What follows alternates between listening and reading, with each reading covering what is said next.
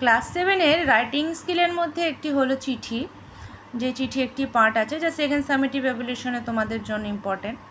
Write a letter to your friend to join your sister's marriage ceremony.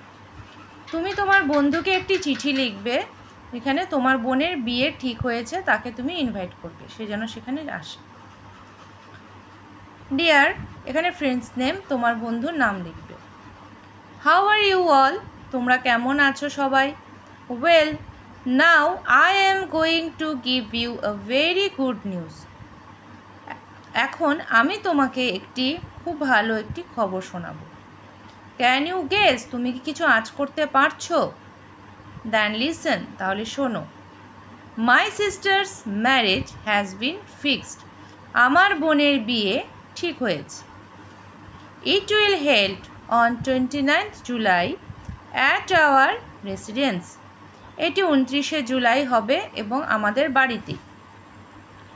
It will be a great opportunity to meet all my friends, এটি সবথেকে বড় সুযোগ হবে আমাদের বন্ধুদের সঙ্গে দেখা করা।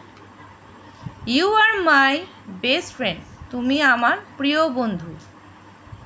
You must come 27th instant, তুমি 27 তারিখের মধ্যেই চলে আসবে।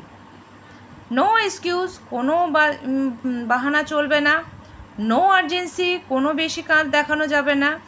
Please, we shall enjoy a lot, হ্যাঁ আমরা অনেক আনন্দ করব। নো মোর টুডে, আজ আর বেশি লিখলাম না। How are uncle and aunty, কাকু এবং কাকিমা কেমন আছে? কনভে মাই রিগার্ডস, আমার রিগার্ডস টু দেম, তাদেরকে আমার ভালোবাসা দিয়ে জানিও। উইথ লাভ টু ইউ, তোমার প্রতি আমার ভালোবাসা রইল। ইয়োর ফ্রেন্ডস, এখানে তোমার নামটা দিয়ে দিবে। আরেকটা তোমার বন্ধুর অ্যাড্রেস হবে, এখানে নিচে হবে, আমি এখানে দিইনি, আর এখানে ওপরে হবে তোমার অ্যাড্রেস, এটা মাস্ট। চিঠি যতই সুন্দর লেখো না কেন, চিঠির মধ্যে কিন্তু সবসময় টিচাররা দেখবে তুমি তোমার অ্যাড্রেস ঠিক লিখেছো কি না, নিচে প্রোফর্মাটা ঠিক লিখেছো কি না। আর সব সময় পুরোটা একটা স্ট্যান্ডার দিয়ে লিখবে, যেরকম প্রথম স্ট্যান্ডারে তুমি কিছুটা দিলে বা তার বিষয়বস্তু দিলে, শেষে একটু প্যারাগ্রাফ করে পরের বাকিটা অংশ, মানে যেখানে আমরা বিদায় জানাচ্ছি বা ভালো থেকো কেমন আছো, যেখানে কোনো উপরের বিষয়বস্তু থাকবে না, সেই বিষয়ে এখানে অল্প প্যারাগ্রাফ করে দিতে হবে। তো মেইন হচ্ছে চিঠিতে এভাবে তোমরা প্যারাগ্রাফ করে দেবে, অবশ্যই তোমাদের নাম্বার ভালো আসবে। তাহলে রাখছি এ পর্যন্তই।